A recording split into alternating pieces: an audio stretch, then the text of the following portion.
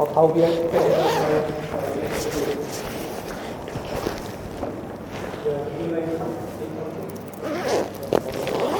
What did we discuss yesterday?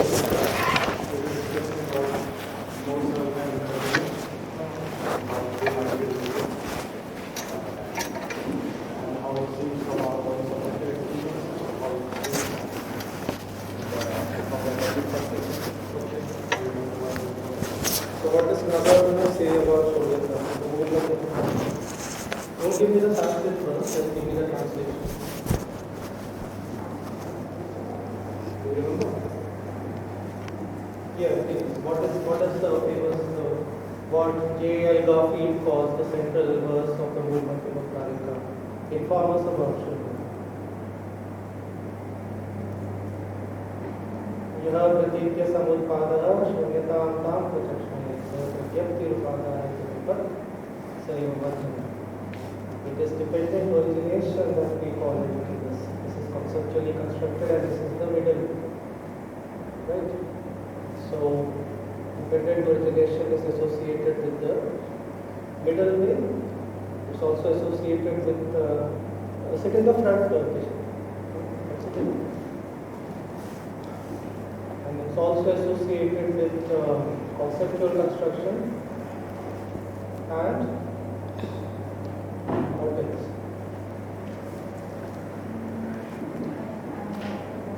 Yes, please.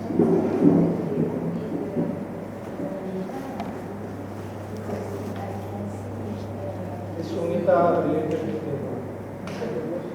So Nagarjuna in the 25th chapter of Nirvana Pariksha says, "No nirvanasya samsara kimchit asti vishesham. Na samsarasya nirvana kimchit asti vishesham." Yeah, there is no distinction whatsoever between samsara and nirvana, and then he reverses the equation. There is no distinction whatsoever between nirvana and samsara. So when Nagarjuna speaks of nirvana, he posits a radical reconception of Buddhist soteriological philosophy. The Theravada and Theravada-inspired philosophy, such as the Sarvastivada and Dharma, Nirvana is seen as a radical transcendence. But Nagarjuna challenges that worldview, that framework. Okay. So we are discussing Shunyata. Okay. So what Buddhist philosophical doctrine can be more challenging than Shunyata? We intend to make inroads into the wider gamut of Buddhist philosophy. So now there are two approaches to comprehend Shunyata. One is the non-philosophical religious approach. So I think Sister Shia, I think she's not here. So one venerable sister mentioned, referenced the Heart Sutra, which talks about the equivalence of form, and form is Shunyata, Shunyata is form. But this is not a philosophically rigorous exposition or definition. It is what we would, as philosophers, call a platitude or an aphorism. Right? Does anyone know what a platitude is? Keshav? Platitude is a very general way of saying things. Repetitive and boring. Yeah, that's one way of understanding that. About your first name? Sorry, teaching so many classes. Keep Sajal. Yeah, Sajal. You know what platitude is? These are very important and useful terms. If you intend to grow as a philosopher of Buddhism, and then you will have to acquire corresponding vocabulary. Okay, to express yourself. And these are very interesting and important and useful terms which will help you express yourself philosophically. In my MA philosophy class, I often say that formulating a proper philosophical question is half the battle. Right? The other half, which is the somewhat insignificant half, is answering the question. If you can't formulate the question properly, then you are moving around in circles. Okay. So there are two ways to approaching the philosophical insight of Shunyata. One is the religious approach, where Shunyata is identified with and associated with one, the soteriological end of all of Buddhism, and also with the state of Tathata, suchness, okay, so on and so forth. Pragya, but how do these associations make sense philosophically? This is a class on philosophy, right? With this philosophical topics. So we are not so much interested in religious conception of Shunyata, but more in a philosophical one. So the point is, how do you even make inroads into Shunyata? What is Shunyata? Is it a concept? Is it a referent? Does it refer to something? So you all know what a referent means. What is a referent? Yeah, I gave you an example yesterday. When I use the word chair, what comes to your mind? If I ask all of you to point at a chair, can you do that? Where is the chair? You can point at a chair. Okay. Can you point at a self? Can you point at a self? I ask you to. Okay, the room is on fire and only selves will be saved. If you are not a self, you will not be saved. Now can you point at a self? Even if you don't point at the self linguistically or verbally, just by trying to escape the room, you already touch. Non-linguistically, non-verbally. The self is deeply ingrained in your way of perceiving yourself and your relationship with the world. Right? Okay, so the word self has a reference. Now this is debatable whether it has an absolute or a clear reference as the word table or chair or book, laptop, classroom. Okay, but the word shunyata, which is loosely translated into English as emptiness, is even more ambiguous because it does not have a direct reference. In the Mool Madhyama Karika, Nagarjuna says that those who make a view out of shunyata are incorrigible.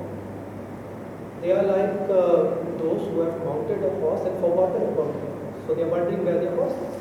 Another analogy Nagarjuna uses against the wrong usage of shunyata is grasping a snake by the wrong end. Now, if you ever handled a snake, if you have watched those Discovery Channel shows where snake handlers rescue snakes, that's the term they use.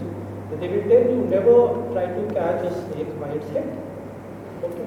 So if you do not grasp shunyata, or you do not comprehend shunyata and subsequently do not realize shunyata, then you are akin to somebody who has grasped a snake, a venomous snake by its head. Okay. So what is shunyata? How do you define it? How do you define a term which has no positive referent? If someone asked a Madhyamika point to what shunyata refers to, the Madhyamika say it doesn't refer to it. Then is this a made-up word? Yes, it is a made-up.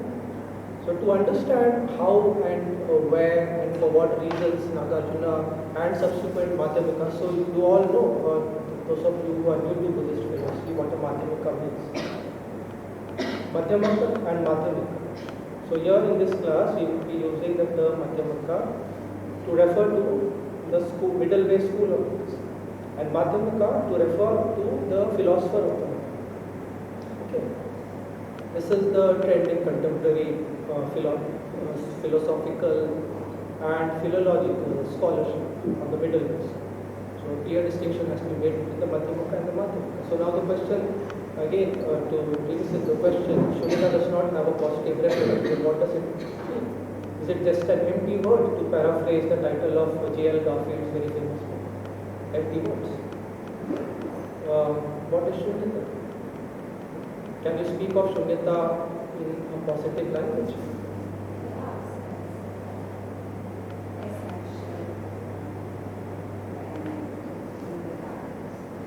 Essential element. Shunyata negates it. Emptiness negates it. So then what you are contending is that shunyata can only be spoken of in relative terms. Or negatively.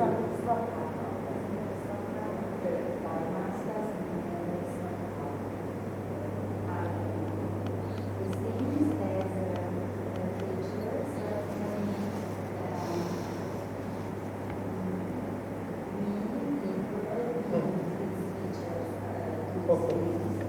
So what we find, yes, that's alludes to the problem rather well. So what we find in the Mula Madhyama Karika is a very specific debate which unfolds between Nagarjuna and what is often called the imaginary interlocutor or the imaginary opponent, or the imaginary debater. And the imaginary debater in the Mula Madhyama Karika is the Sarvastivadi Abhidharma, or the Vaibhashika. Now the Vaibhashika school of Buddhism is a form of Abhidharma. Abhidharma, of course, is not exclusive to the Sarvastivadi. Even Theravadins claim to profess an Abhidhamma philosophy, that is the Pali Theravada Abhidhamma. And apart from that, even the Sautrantikas, because they have their own theory of dharmas, so Alakshana, etc. So even they claim to be Abhidharmika.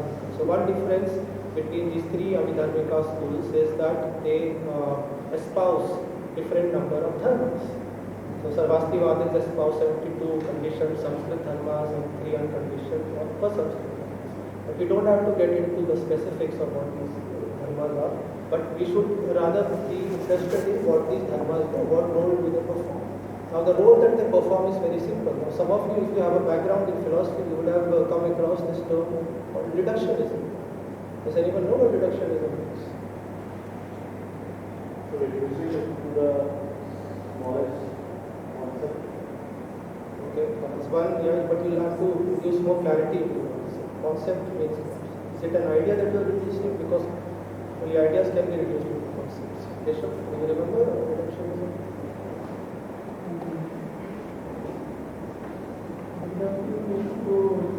The point which can translate to. Okay, so what reductionism means is, to understand reductionism, you have to differentiate between wholes and parts. Does it make sense? The classical example that comes through to us in Buddhist literature is that of a chariot. The Milinpaya uses this example. If you have read the Milinpaya. Have you? No. Has anyone? Someone was talking about the Milinpaya. You go right. Milinpaya. We were talking about Milinpaya.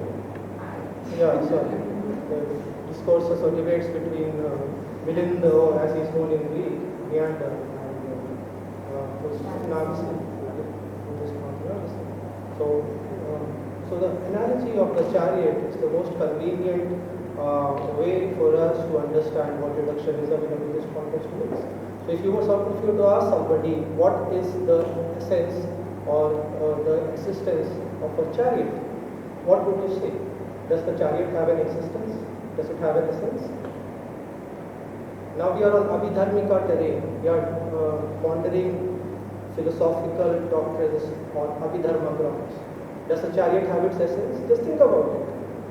Think about it. What do you think? It's a very basic philosophical question. Can you think of a chariot as possessing an essence? It's a yes or no question. Does it possess it? Yes or no? It looks like it. Huh? It looks like it has an. What is its I essence? can differentiate if it is not a chariot. Okay, that is one essence, because a chariot is distinct from, say, a Mercedes, right? It is distinct from Harley Davidson. So it is distinct in some way. Okay, but now the other question the Buddhist Abhidharmika would ask is this essence its ultimate essence, or is it merely its conventional essence? Why convention? Why not ultimate? It's difficult to point out what exactly is a chariot in the physical picture of a chariot. I cannot point to the wheel or the chassis. I don't know what it is called. The chariot, The frame or whatever you have called, the wheels, yeah, the chariot, the seat. So for the Abhidharmika, the chariot does not possess an ultimate essence because it can be reduced into components or parts. Chariot is a whole. Okay, it really has what the Abhidharmika would call a pragyapti sattva. What it lacks, according to Abhidharmika, is a dravya sattva.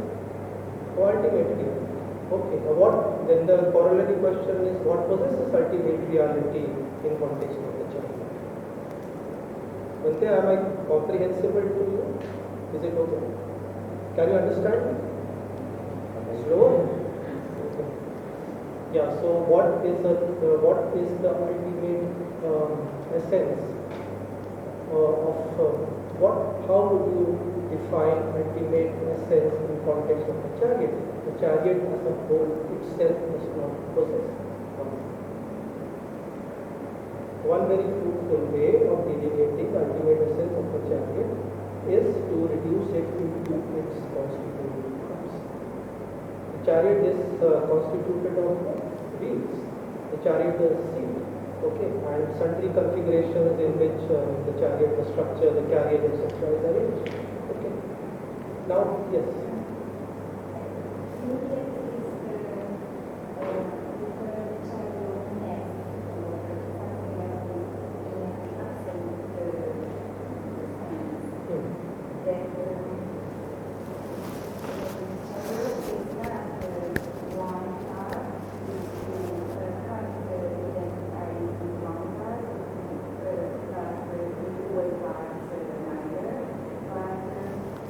That's the classical argument of the movement. It neither can be identified with the whole nor with its parts. So this is an advanced argument, but the point of departure to get to the conclusion is to show that the chariot can be reduced to its parts. First we have to move from the chariot to its parts. And then once we move from the chariot to its parts, we get the two-tiered ontology of Buddhism.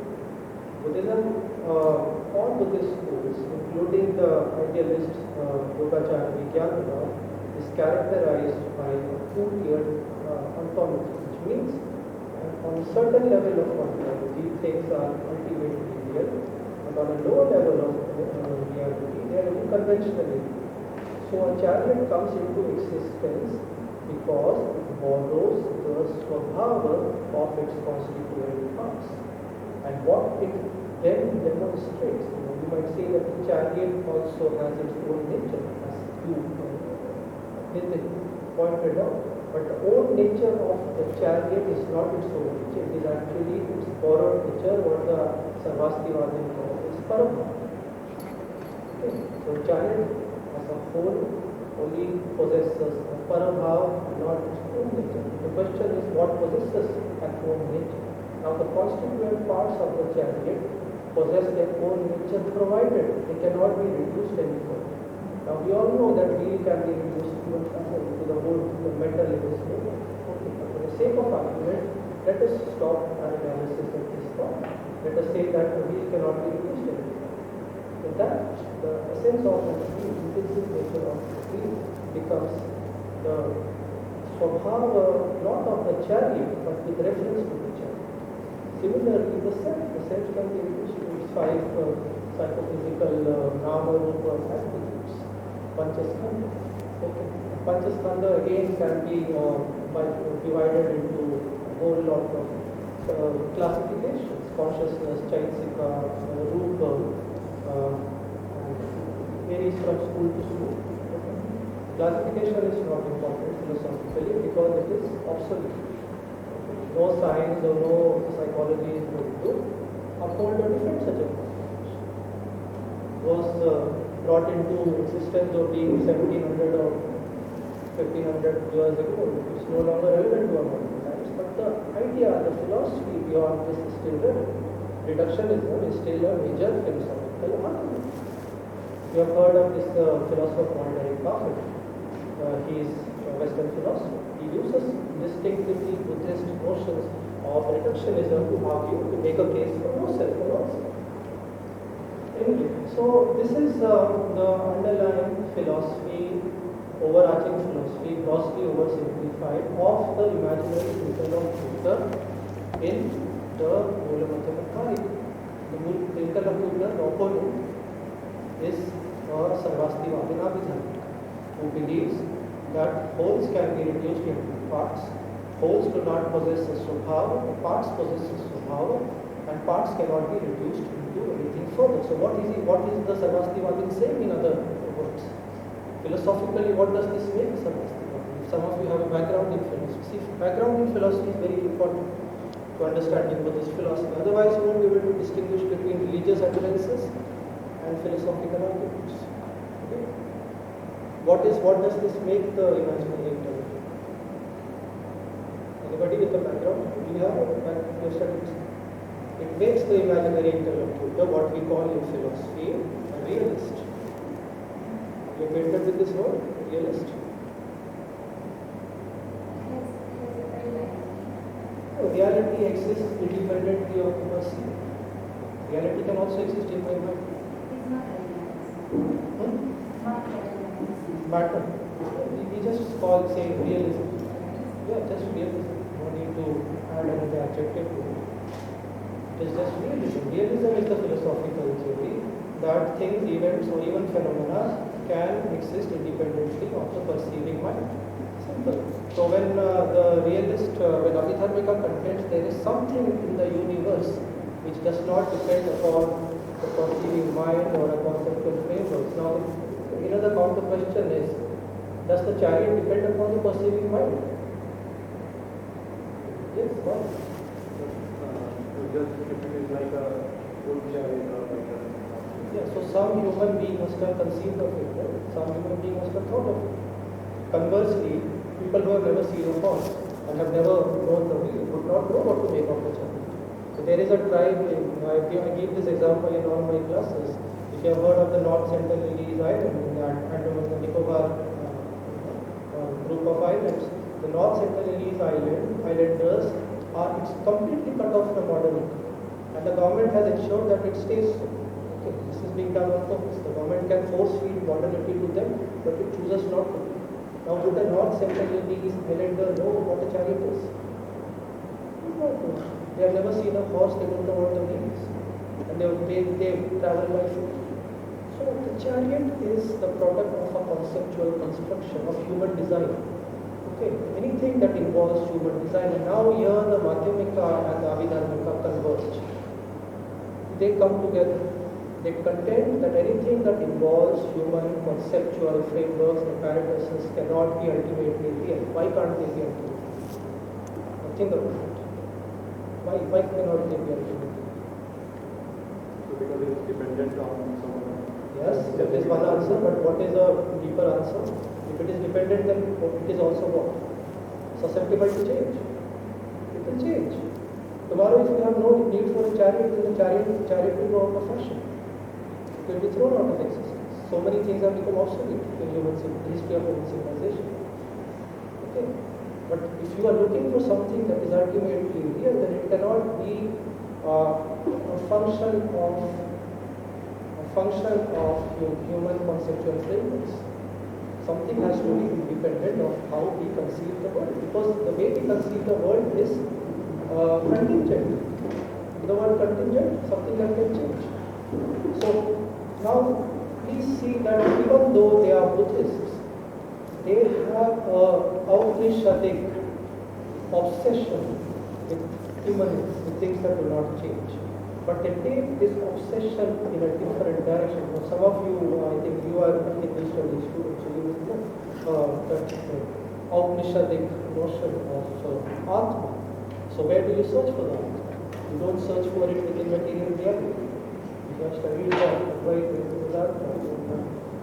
Paramarthik Satta has got nothing to do with your mundane empirical reality. But since this is not enough for the Buddhists, they look for immanence not in something like Paramarthik Satta or Atman or Sakshi Chaitanya, etc. They look for it in empirical reality. They analyze empirical reality and stop where the analysis cannot proceed any further. And according to them, the analysis cannot proceed any further when it fits the Swabhava Dharma architecture. So things can be reduced to what they are constituted of, and what they are constituted of, namely dharmas, possess their own intrinsic nature, and that is what conventional reality is made of. Okay. Now, Nagarjuna and Madhyamikas have a problem with this way of conceiving of reality. It includes conventional reality and ultimate reality. From a Buddhist point of view, why is this possible? Should it be problematic? Think about it. We discussed Anatta and Atman yesterday. That's why we began a discussion with Anatman. If I say that conventional reality is is transient, it's ephemeral, but what it is made up of or constituted of is not transient, but eternal and has an immanence, then am I, in a very subtle way, endorsing the theory of anartha?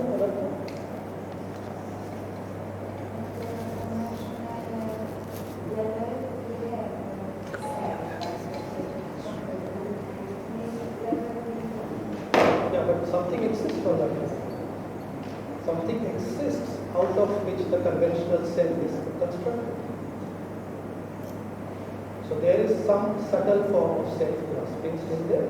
Because even though the self doesn't belong to me, what the self is constituted of still belongs to me.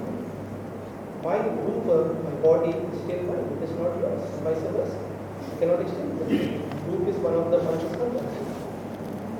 So, is this a subtle form of self-grasping? Is it a subtle form of essentialism? Yes or no? No? If no, then why? Not because I feel no, but I should have a solid argument to explain why. Why no? No, then why? Please answer these questions because that is how we make progress in this class. I just keep speaking for 1 hour.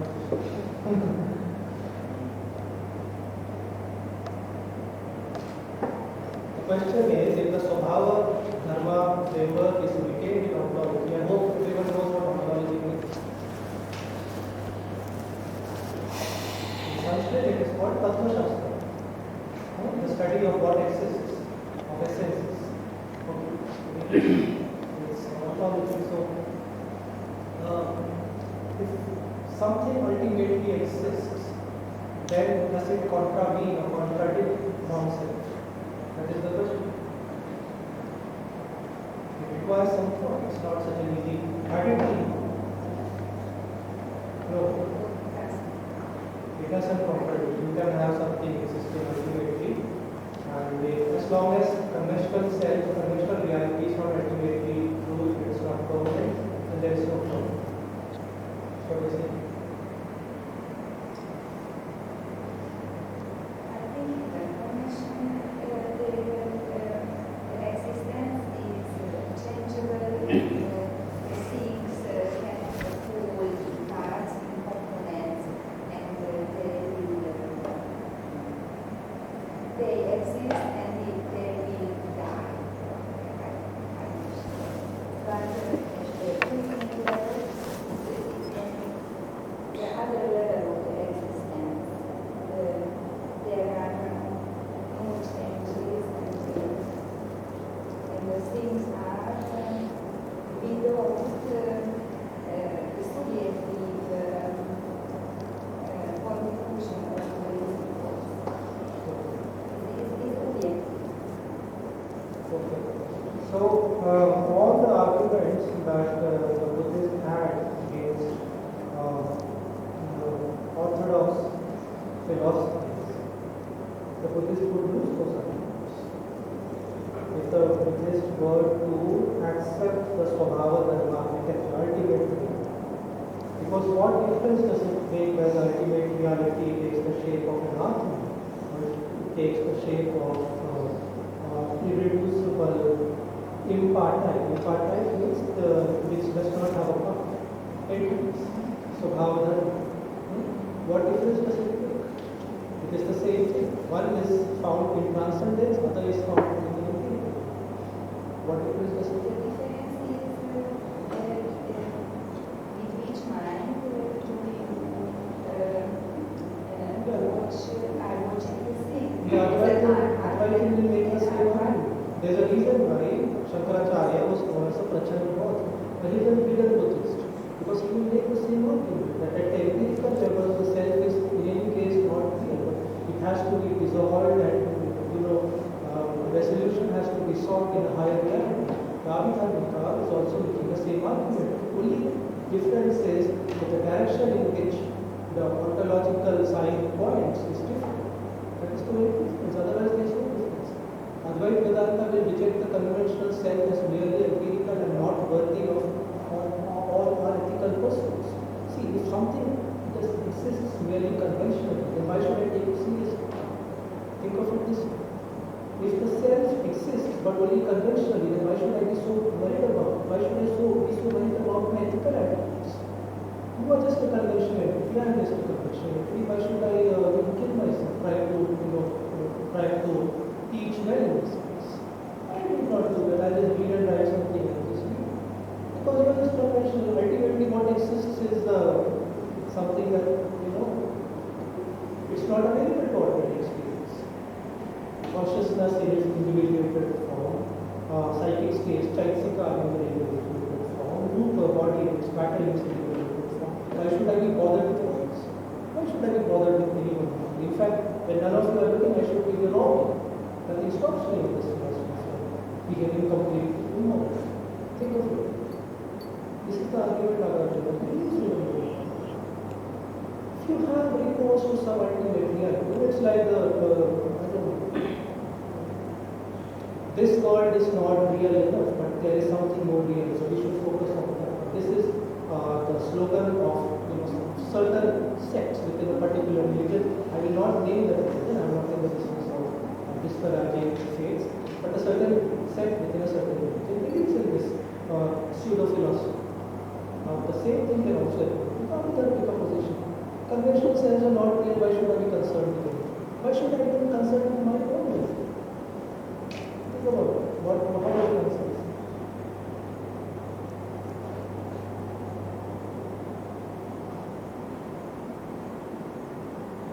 This is precisely what Nagarjuna means when he says, "Na samsarasya nirvana kinchidasti visheshana, na devanasya samsara kinchidasti visheshana, na tayorantaram kinchid sukshamam api."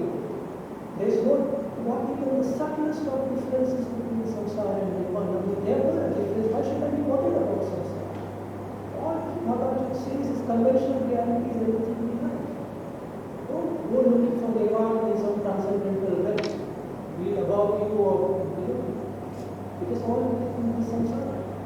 And this actually then generates the exalted ideal of the Bodhisattva. Bodhisattva, as you know, embarks on a journey of Paramatas. How many Paramatas do we have in there? Mahayana tradition? Paramita. Yeah. 6. That is for the thing. What is 10? 10, yes, it's just 4. So the Bodhisattva, after attaining the 6th Paramita, can attain Nirvana for himself. But he or she, so now a female cannot be a Buddha, female can be a Buddha.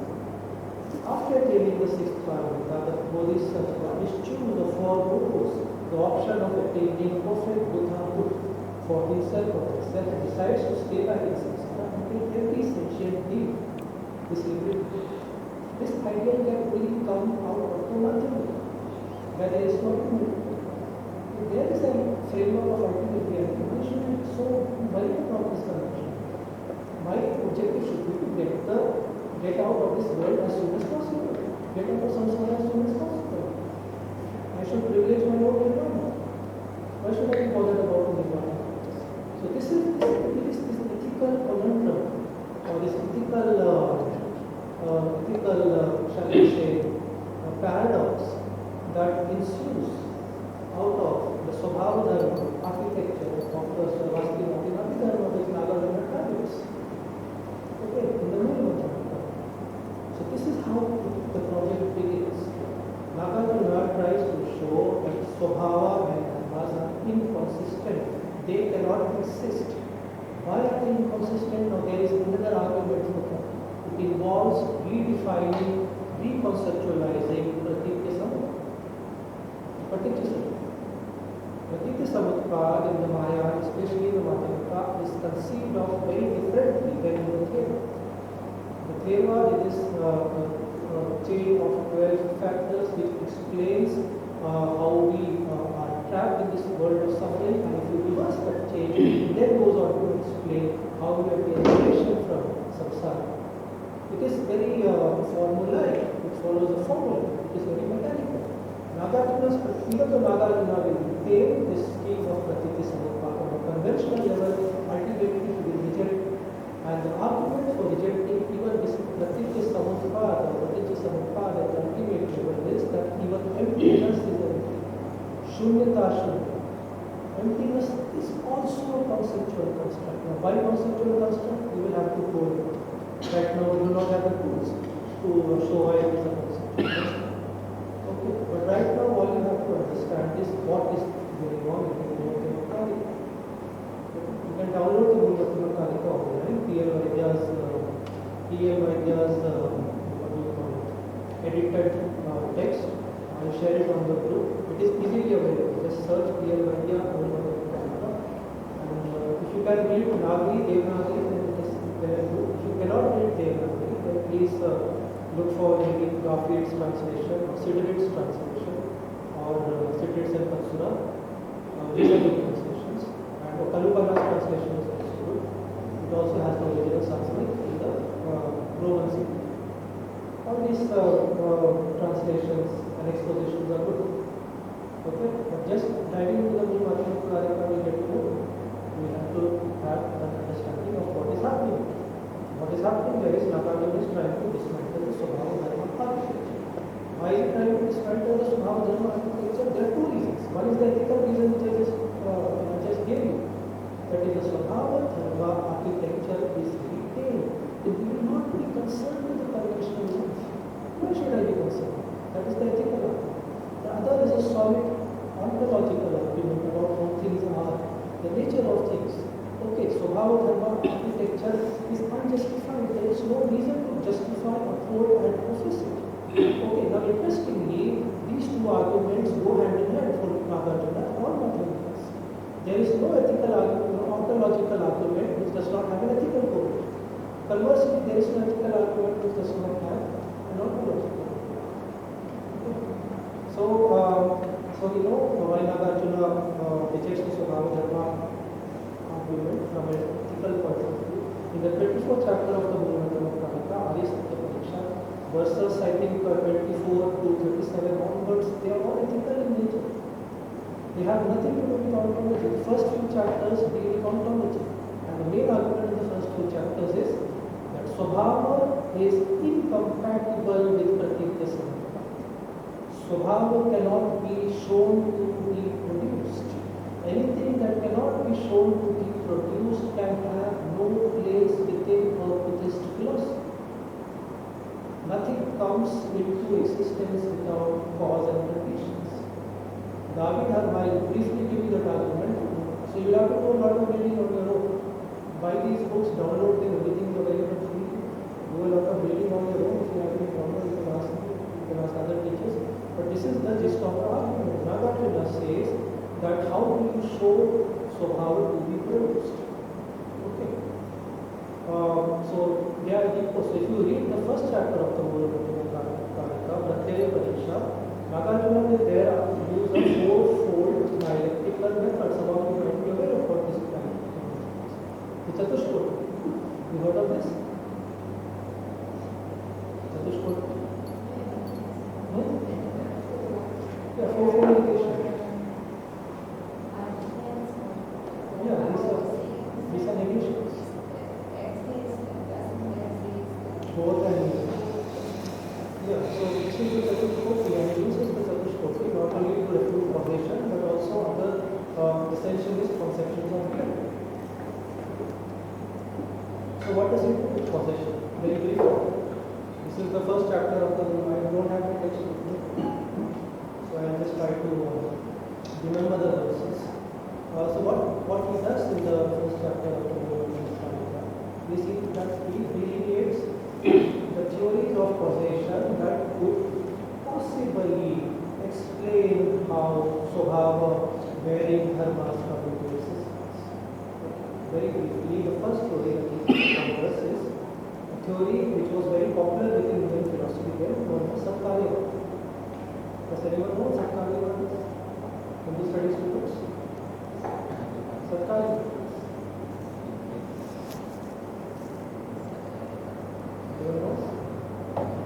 What theory of causation does the Sankhya espouse? Hindu studies students. What theory of causation does the Nyaya espouse? What theory of causation does the Advaita Vedanta espouse?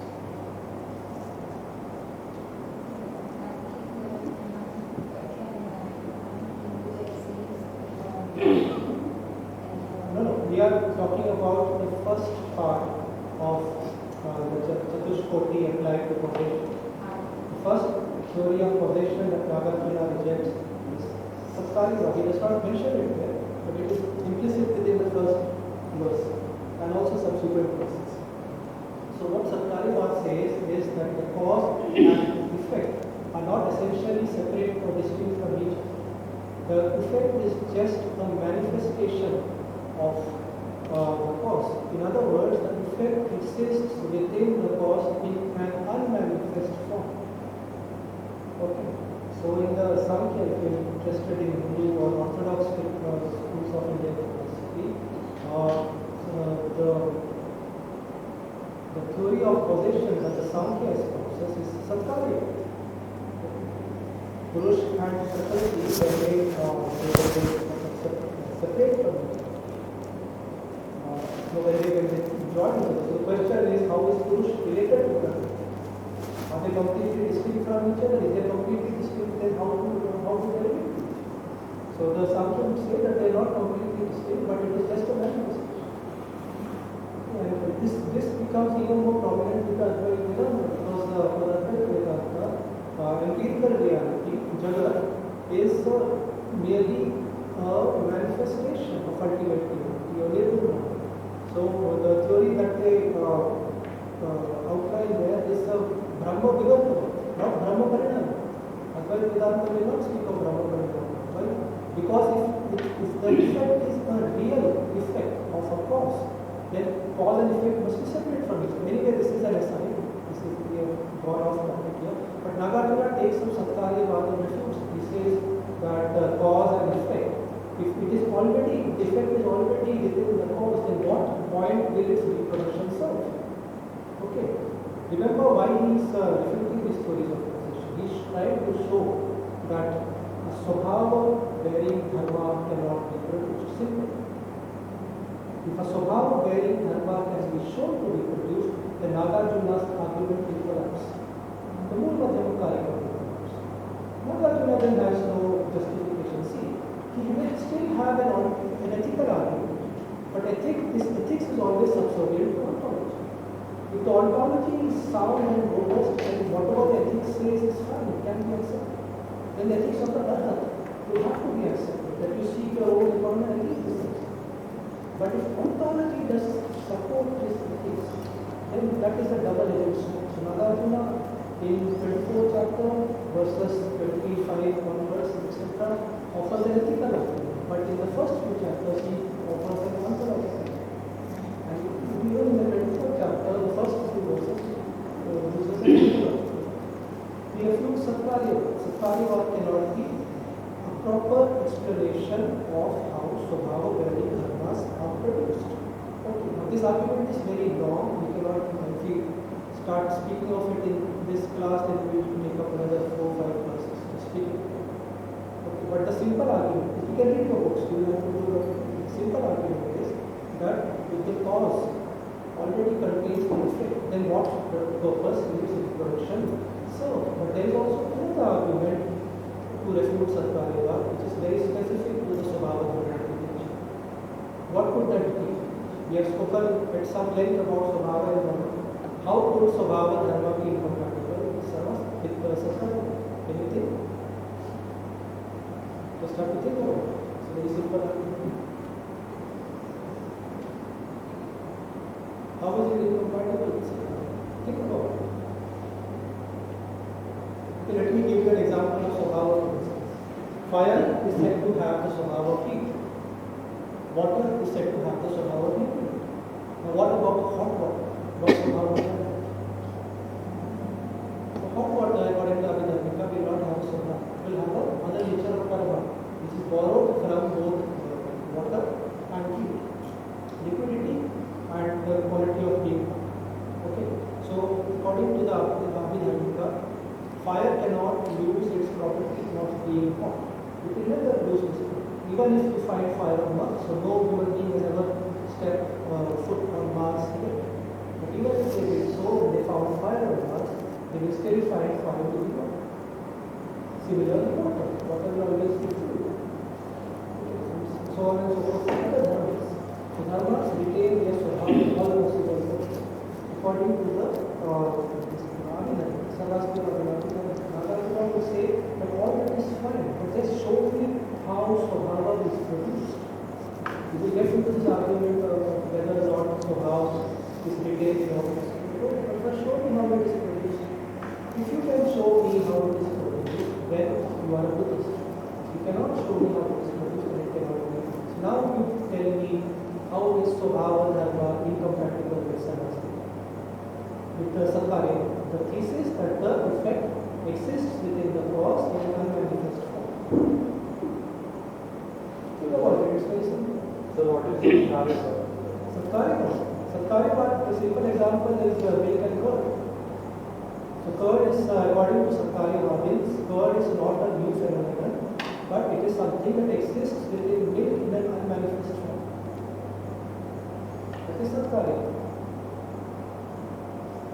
So, question is how Satkarya Matra incompatible with Swabhava and it is very simple, it's a very simple answer. Very simple, just